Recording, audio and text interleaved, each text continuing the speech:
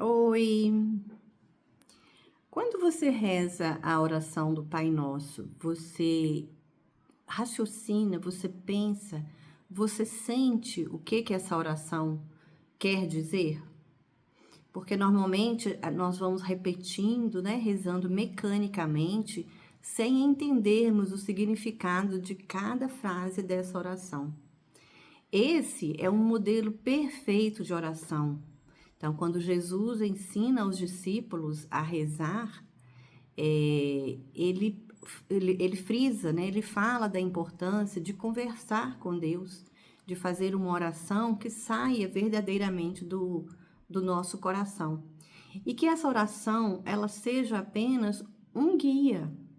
Não é necessário que nós fiquemos repetindo sem parar a oração, mas que possamos entender, usá-la como guia e nós falarmos o que está no âmago de nós, dentro do nosso coração.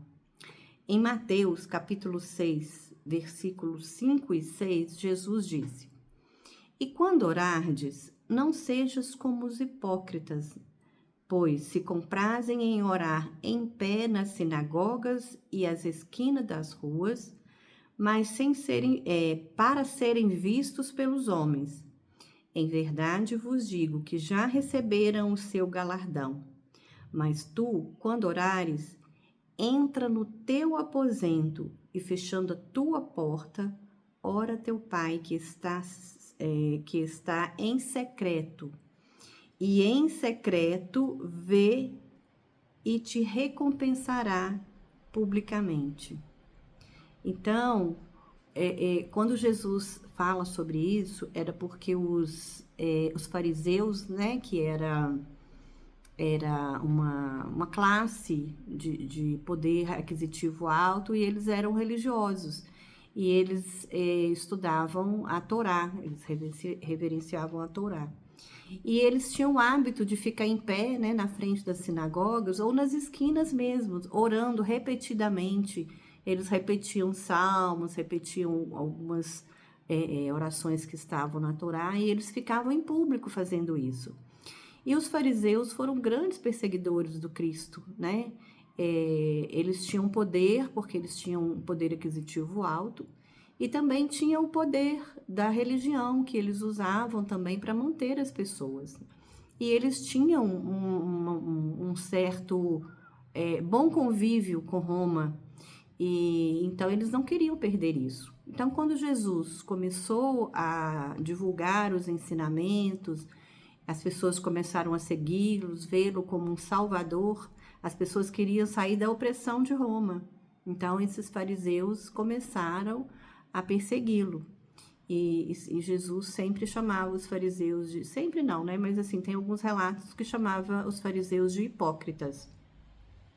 Então, é importante que a gente siga esse ensinamento de Jesus, esse conselho dele. Quando formos orar, que a gente vá para um lugar tranquilo, em silêncio, que nós tenhamos a oportunidade de ficar em silêncio com a nossa mente, com o nosso coração, e que a gente possa conversar verdadeiramente, possamos nos despir de mostrar a Deus todos os nossos vícios, as nossas fraquezas, as nossas necessidades. E que, estando em silêncio, nós também possamos ouvir o Pai, ouvir o que Ele nos fala de alguma maneira. Mas para isso a gente precisa estar em silêncio. Não adianta ficar repetindo, implorando. A gente precisa de ter calma, serenidade e conversar tranquilamente, né? Nesse cantinho que a gente escolhe. Se a gente reza, se a gente começa a repetir com desespero, a gente não consegue expressar, a gente não consegue conversar. Nós precisamos conversar com Deus, com Jesus, nesse silêncio, de uma maneira muito franca. Da mesma maneira que a gente poderia conversar com um amigo ou com o nosso psicólogo, nos abrir, nos despir realmente, né? Mostrar o que somos, como estamos, o que precisamos, para que a gente possa ouvi-lo. A oração do Pai Nosso, ela pode ser dividida, né, em duas partes. A primeira parte, nós estamos reverenciando Deus. Então, a gente louva, a gente fala que Ele é o grande, né, que Ele é verdadeiro e que nós precisamos dessa justiça. E Jesus, na oração, ele nos ensina a chamar Deus de Pai. Ele poderia ter usado Senhor, poderia ter usado Rei, poderia ter usado Salvador, mas ele usa Pai. Por quê? O amor de um pai é imenso. Um pai, ele abraça, ele protege, ele cuida. Não existe pai sem filho, mas existe rei sem filho, salvador sem filho, senhor sem filho. Então, como Deus é o nosso pai, nós somos filhos, então nós devemos respeito, nós devemos amar a Deus, né? Entender o grande amor que Ele tem por nós, que é esse amor puro e verdadeiro. Então é por isso que nós chamamos Deus, Jesus nos ensina a chamar Deus de Pai, que é um Pai que tem uma sabedoria infinita, que Ele nos sustenta, é a inteligência suprema e que não existe nada acima dele, ele é supremo, então ele está no topo de tudo. E aí a gente precisa entender que Deus é onipotente, então ele é soberano, ele tem um poder ilimitado, ele faz o que ele quiser de acordo com o seu caráter e sua personalidade. Deus também, ele é onipresente, então ele está presente em todo tempo e em todo lugar ao mesmo tempo. E ele é onisciente, então ele tem ciência, ele sabe de todas as coisas. E aqui a gente inclui presente, passado e futuro.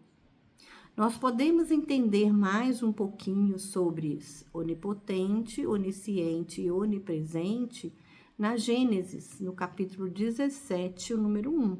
Lá explica melhor e quem quiser é só procurar. Então, a oração começa assim: Pai nosso que estais no céu. Esse céu, ele não significa esse céu que a gente vê, né? Significa universo.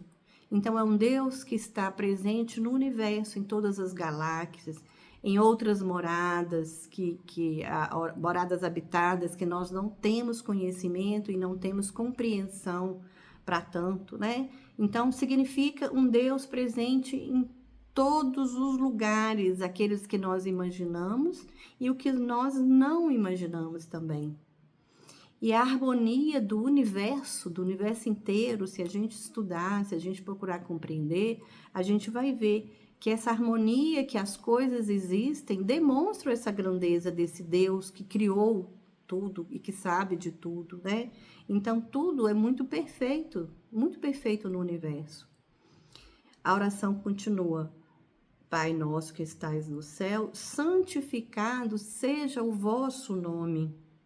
Então, nós precisamos reverenciar esse Deus, esse ser, essa força suprema que nos rege, que nos guarda, que está presente em qualquer circunstância. E tudo que acontece é pura perfeição. É segundo a vontade do Pai, que a tudo sabe, a tudo entende e que quer o melhor para nós. Então, nós precisamos reverenciar, admirar a sua criação, que é perfeita. Nós que estamos aqui em busca da evolução, que também somos criaturas criadas por esse ser supremo, né? Então, nós precisamos torná-lo glorioso, né? Entender verdadeiramente o que esse Deus é. E a oração continua: venha a nós o vosso reino. Esse reino que ele fala na oração não é o reino físico, ele não está falando de materialidade, ele está falando do reino espiritual, pois Deus é espírito, é essência, é luz. Então, é um reino espiritual. Então, nós pedimos que esse reino, que essa pureza, essa sabedoria, que chegue até nós, que nos ajude também. E a gente conquista esse reino através do trabalho, da aceitação, do cumprimento dos ensinamentos do Messias. Deus enviou o Messias, que é o Cristo, para nos ajudar nessa caminhada. Messias significa ungido. E na Bíblia, o Messias era o Salvador enviado por Deus. E significa em hebraico, Salvador ungido por Deus. Então, nós precisamos seguir os ensinamentos do Messias, os ensinamentos do Cristo, para que esse reino de Deus, ele chegue até nós. Através de Cristo, Deus nos apresenta suas leis, ele nos mostra o caminho de como chegar até ele. Esse caminho é que vai nos levar à felicidade plena. E quando nós conseguimos realmente seguir esses ensinamentos, caminhar todos os dias, né, vivenciando isso, a gente vai conseguir alcançar a felicidade prometida. Então, essas leis, elas estão escritas onde? Na consciência de cada um de nós. Todos nós sabemos sobre esses ensinamentos, eles estão dentro da nossa consciência. Só que nós não usamos, né? Na grande parte do tempo, a gente não usa esses ensinamentos. Mas elas estão lá e é a nossa consciência que nos cobra depois. Então, precisamos procurar reviver, deixar esses ensinamentos mais presentes na nossa vida. Nós nos envolvemos com a nossa rotina e nos esquecemos. É muito fácil a gente cair, né, na ilusão da materialidade e nos esquecer da importância que tem a espiritualidade em nossa vida. Então, a gente precisa tentar manter esses ensinamentos vivos. E como? Praticando o amor ao próximo, praticando a caridade, praticando o respeito, a tolerância, vigiando os nossos vícios. É dessa maneira que a gente vai conseguir caminhar em direção a esse Deus, a essa força suprema, a essa perfeição. A oração continua. Seja feita a vossa vontade, assim na terra como no céu. Quando nós rezamos essa parte, eu acho que a gente não reza direito, sabe? Porque, na verdade, a gente nem pensa no que significa. Quando a gente fala, seja feita a vossa vontade e não a nossa, a gente está tentando barganhar com Deus. Porque o que a gente quer, na verdade, é que seja feita a nossa vontade. Nós estamos fazendo um pedido, aquilo nos incomoda naquele momento, e a gente pede, né, sinceramente, que a nossa vontade seja feita. E nós não entendemos que a oração diz, seja feita a vossa vontade. Por quê? Porque a vontade de Deus, o desejo de Deus, vai ser sempre o melhor para nós. Nós temos dificuldade de entender e de aceitar isso. Quando a nossa vontade não é atendida, normalmente a gente revolta, fica desiludido, frustrado, briga com Deus, né? Fica perguntando por que Deus fez isso. Mas a gente não para pensar que aquilo ali que está acontecendo é um ensinamento. E ao invés de ficar revoltado, a gente deveria agradecer. É difícil? Demais. Passar pelas dores, pelas tribulações, não é fácil, não é simples. Mas para isso a gente precisa ir praticando, né? A gente precisa ter fé o tempo todo. Pedir a Deus fé, coragem, força, para que possamos verdadeiramente aceitar a vontade do Pai e não a nossa. Nós precisamos de resignação. E essa aceitação, ela vem quando nós temos obediência, nós temos fé, nós praticamos o amor verdadeiro, entendendo que o melhor para nós virá no tempo certo, que é o tempo de Deus, e não no nosso tempo. As coisas sempre vão se ajeitar, tudo na vida passa. Passa o bom, passa o ruim também.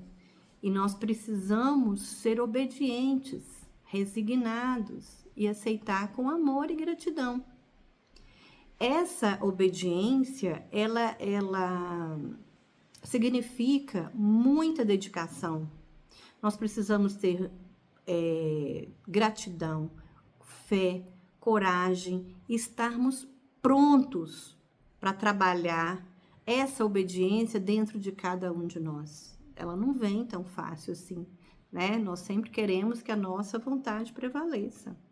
Mas nós precisamos trabalhar essa aceitação tanto aqui, agora, na materialidade, como depois na pátria espiritual. Essa aceitação, ela precisa continuar. Lá também a gente precisa continuar trabalhando, porque nós continuamos imperfeitos. A caminhada em busca da luz e do crescimento continuam, não é? Então, muitas vezes a nossa oração, ela está carregada de chantagem, na verdade, né? Quando a gente quer que a nossa vontade prevaleça à vontade do Pai. E é por isso que nós caímos em desilusão, em sofrimento, né? Nos sentindo abandonados e desprezados, na verdade. E não é isso que acontece. Bom, a oração até aqui, ela tá falando de um relacionamento com Deus, né? Que a gente tem que louvar, que nós temos que aceitar a vontade dele, que ele é o grande, ele é supremo. E a partir daqui, a oração passa a ser um pedido de apoio, um pedido de sustento, né? Para que a gente consiga fazer essa caminhada. Esses pedidos, eles estão relacionados tanto para a materialidade, para o nosso corpo físico, como também para o lado espiritual, né? Que ele, com sua justiça, com seu amor, com a sua misericórdia, nos sustente nessa caminhada. E a segunda parte começa assim: o pão nosso de cada dia nos dai hoje. Então, depois que nós glorificamos e louvamos a esse Deus, a essa força suprema, nós começamos a pedir a Deus, nosso Pai misericordioso, que nos dê o pão. E que pão é esse? Esse pão tanto é para o pão do corpo físico, né, para a materialidade, quanto o pão espiritual, o pão que nos alimenta, que nos fortalece espiritualmente, que nos sustentam. E que esse pão seja um pão digno, honesto e um pão cheio de amor por todos nós. Em Mateus, capítulo 4, versículo 4, Jesus diz: nem só de pão viverá o homem. Então, ele quer nos dizer que não adianta a gente ficar acumulando riquezas, porque a gente não vive só do pão material, né? A gente não vive apenas disso. E que nós precisamos evitar a avareza, a ganância, o desperdício, e que possamos contribuir, nós possamos dividir, compartilhar com os nossos irmãos em situações mais vulneráveis. Então, precisamos de ter compaixão e praticar a caridade trabalhando em benefício do próximo, porque a uns são dados mais talentos, digamos assim, e todos nós temos que fazer bom uso desse talento, não é jogar fora e desperdiçar. Em João, capítulo 6, versículo 51, Jesus diz: eu sou o pão vivo que desceu do céu. Então, aqui ele fala do pão espiritual. Seus ensinamentos são o nosso sustento espiritual. São seus ensinamentos que nos ajudam, nos sustentam em nossa caminhada. Uma vez que o trabalho é a condição para o nosso crescimento, é a condição para evoluirmos aqui nessa vida, nós pedimos a Ele o pão espiritual que nos dê coragem, força, que mantenha a nossa fé, que nos ajude a cumprir as nossas tarefas, né? E pedimos prudência. Nós pedimos moderação para que nós não percamos o fruto que nós já conquistamos. A gente vem caminhando, vem crescendo até aqui. Então, nós já conseguimos produzir alguma coisa. Então, que tenhamos prudência para que a gente consiga manter isso que nós conquistamos, que nós não percamos esse fruto, né? O nosso desenvolvimento espiritual até então, que ele não se perca, que não caiamos em grandes tentações, em grandes ilusões, perdendo tudo isso que foi conquistado até então. E para isso, precisamos ter resignação pela vontade divina. Nós precisamos respeitar isso, porque nós recebemos o auxílio, nós recebemos conhecimento superior de anjos, né? Anjos que vêm, que fortalecem a nossa alma, anjos com nobreza de sentimentos, com virtudes, virtudes edificantes. E são esses anjos, em nome de Deus, que vêm nos ajudar a continuarmos a nossa caminhada, né? Quando ele diz o pão nosso de cada dia, ele está dizendo, não se preocupe com o dia de amanhã, viva hoje, né? Mas viva verdadeiramente, use o necessário que você precisa para hoje, divida o que lhe sobrar, tenha compaixão com o seu irmão, não fique desesperada acumulando riquezas materiais, acumule riquezas para o seu coração, que é o que está no coração e na nossa consciência que nós vamos levar para a pátria espiritual. E ele fala, o pão de cada dia nos dai hoje, nos dai agora, tá? Ele nos mostra que nós somos pequenos, que nós dependemos do amor e da misericórdia desse Deus verdadeiro, dessa força suprema que nos sustenta e nos auxilia em nossa caminhada. Então, nós precisamos humildemente de pedir que Ele nos ajude a cada dia por amor e misericordioso. E a gente precisa ter a resignação e a fé de entender e aceitar que o melhor sempre virá no tempo certo de Deus, não no nosso, porque nós nos desesperamos querendo que as coisas aconteçam no momento. E a dor, o sofrimento, a tribulação, ele vem para todos nós. Todos nós passamos por dores do corpo físico, passamos problemas, né, espirituais também, e a gente precisa se sustentar nessa fé, nessa crença, acreditando que essa força suprema nos sustenta e que a felicidade está para chegar e que o melhor virá. Nada dura para sempre. E o trabalho, repetindo, o trabalho, ele é essencial.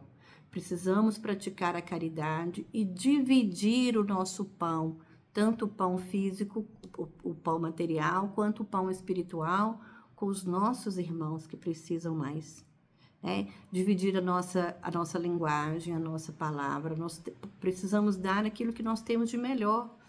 Então, divida a sua palavra, divida um pouco a riqueza material, divida um pouco o seu carinho, o seu aconchego, divida a sua voz, né, com uma música bonita que pode acalentar. Cada um tem um talento. Deus deu talentos para todos nós. Então, precisamos descobrir esse talento para que possamos dividir com o irmão. A oração continua. Perdoai as nossas ofensas, assim como perdoamos aos que têm nos ofendido. O perdão, ele é fundamental. O perdão evita enfermidades do corpo físico e do espírito. O perdão é libertador. Quem não perdoa vira escravo da ofensa ou da mágoa. Então, precisamos trabalhar o perdão. E para trabalhar o perdão, nós temos que trabalhar o nosso orgulho e a nossa vaidade. Quando nós pedimos perdão, significa que nós reconhecemos a nossa falta, reconhecemos o nosso erro. E isso nos dá a oportunidade do trabalho, de trabalhar para que consigamos resgatar, consigamos modificar aquela situação de dor que a gente tenha provocado, né? Então, de alguma maneira, nós podemos resgatar a nossa falta. Pedir perdão não quer dizer que você será perdoado, mas você reconhece a sua falta. Se o outro não perdoa, aí já é um problema do outro. Porque quando ele te perdoar, é um presente que você vai receber, né? Vai te trazer mais paz, mais tranquilidade. Se o outro não perdoa, é ele que vai ficar escravo daquele mal, daquela. É uma doença, né? Então a gente precisa pedir o perdão, reconhecer e trabalhar para resgatar isso, para modificar aquela situação. E continuando o nosso trabalho, sempre trabalhando em benefício do próximo, sempre praticando a caridade, a compaixão, tanto para nós mesmos quanto com o próximo. Não adianta nós ficarmos nos culpando o tempo todo, lembrando desse erro.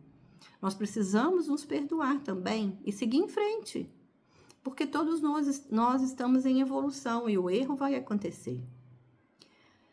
Agora, se nós pedimos perdão a Deus, a recíproca tem que ser verdadeira. Se nós pedimos perdão, nós precisamos perdoar aos outros que nos ofenderam também.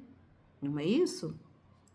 Não adianta a gente pedir perdão para as nossas faltas e ficar com o coração duro em relação ao irmão. Não perdoar aqueles que nos magoaram. E esse perdão, ele tem que ser verdadeiro.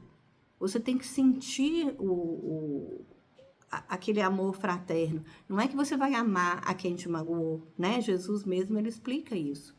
Mas é você não guardar nada no seu coração, se livra. Livra desse sentimento ruim, isso é uma escravidão, sabe? Então, nós precisamos, para receber o perdão, nós precisamos perdoar também. Perdoar é fundamental para todos nós. Em Mateus, capítulo 18, versículo 35, Jesus diz: perdoar e amar vossos devedores. Perdoar sem esquecer e sem amar não é perdoar, é, na verdade, mesquinharia. E é isso que a gente estava falando aqui. Então, a gente precisa tirar completamente do coração aquele sentimento, né? Esquece aquilo, esquece. Quando ele fala amar o próximo, ainda não significa para nós aqui que a gente vai amar essa pessoa que nos magoou da forma como a gente ama um filho, né? Ama os pais, uma outra pessoa querida. Mas significa que você vai desejar o bem para ele, que você vai pedir a Deus que o abençoe, que ilumine seu caminhar, né? E você vai ver, a gente vai vendo aos pouquinhos que isso vai clareando e vai acalmando o nosso coração. Isso é muito importante. Então, ao invés de nós maldizermos quem nos magoou, vamos orar por ele. Vamos pedir a Deus que o abençoe, que o ilumine, que toque o seu coração, que plante a sementinha do perdão dentro do coração dele também. Isso aí é muito bacana. Aos pouquinhos a gente vai trabalhando esse perdão e vai trabalhando a nossa vaidade e o nosso orgulho. E a gente precisa lembrar que ninguém ofende ninguém. Então, nós nos sentimos ofendidos, nós nos sentimos magoados, nós nos sentimos inferiorizados. Então, somos nós que aceitamos. O outro, ele pode, no máximo, nos provocar, né? Nos causar uma irritação. Mas nós temos que aceitar isso. Se nós não aceitamos, nós não vamos ficar ofendidos.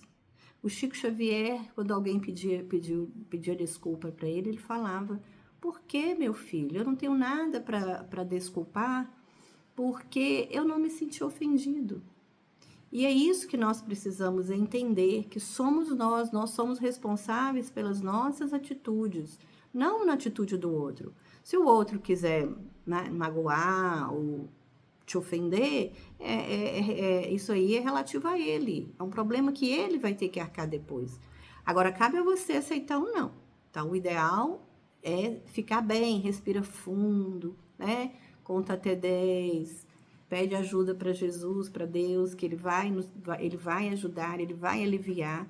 E não se sinta nem menosprezado, nem inferiorizado, nem ofendido, nem magoado.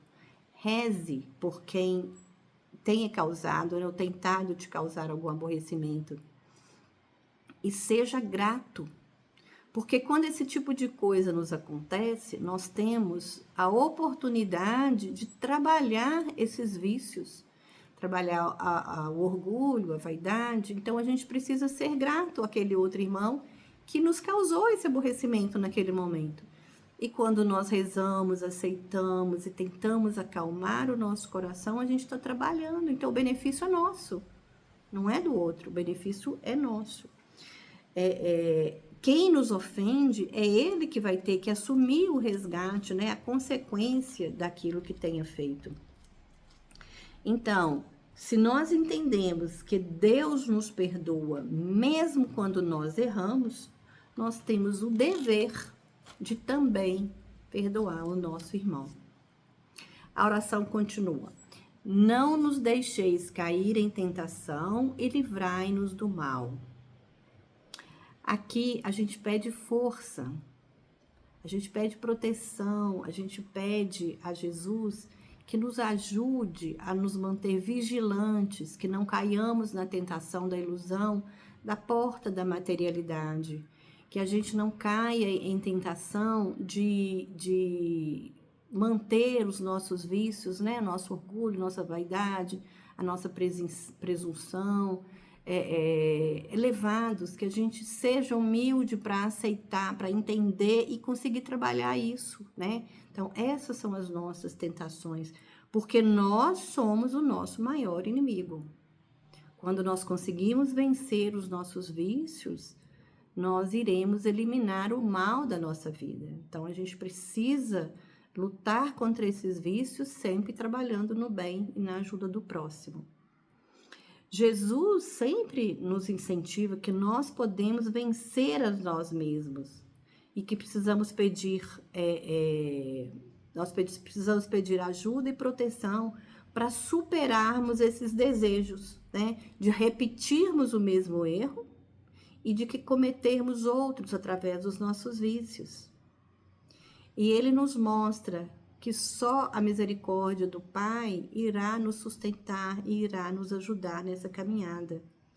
E que resistir às tentações são provações que nós passamos, é uma luta contra nós mesmos e que nós precisamos desse aprimoramento e que através da fé, da caridade, do amor ao próximo, né, trabalhando as nossas virtudes, porque todos nós temos virtudes, todos nós temos talentos e que precisamos de fé e perseverança para continuarmos nessa busca, né, desse crescimento e dessa luz que a gente tanto almeja. A oração continua: livrai-nos do mal. Essa oração, ela implica no esforço, no nosso esforço diário, na nossa luta, para que no final possamos triunfar, para que o bem triunfe sobre o mal, para que o amor triunfe sobre o egoísmo. E que tudo isso vai ser uma libertação para todos nós. Quando vencermos os nossos vícios, quando vencermos a nós mesmos, seremos libertos para viver esse amor verdadeiro, para sentirmos essa felicidade plena que esse Deus, essa força suprema, nos fala que existe e que a gente está caminhando, né? Que a gente busca para estarmos mais próximos de Jesus e mais próximos do amor de Deus. Deus nos livra de todas as dificuldades e Ele nos sustenta sempre nas tentações, mas a gente precisa fazer o movimento para buscar. Ele está ali presente, mas precisamos querer, precisamos vigiar, precisamos estar atentos e pedir essa ajuda para Ele, porque Ele permanece do lado de todos nós. Mas somos nós que temos que buscar isso. Isso não vai cair de graça, não vai cair do céu para a gente sem trabalho. O trabalho é o segredo, o trabalho e a prática do amor e da caridade é o caminho. Então, Deus nos ajuda, mas nós precisamos ficar ali também. Então, precisamos pedir ajuda para que o mal não prevaleça sobre o bem dentro de nós. E a oração finaliza com assim seja. Isso significa faça-se. E faça, cumpra-se a vontade do Pai, seja feita a vossa vontade, graças à sua infinita misericórdia. E que possamos entender sempre e pedir a Deus que seja feita a vontade do Pai e não a nossa, mas que tenhamos força e resignação para aceitar sempre aquilo que não conseguimos compreender.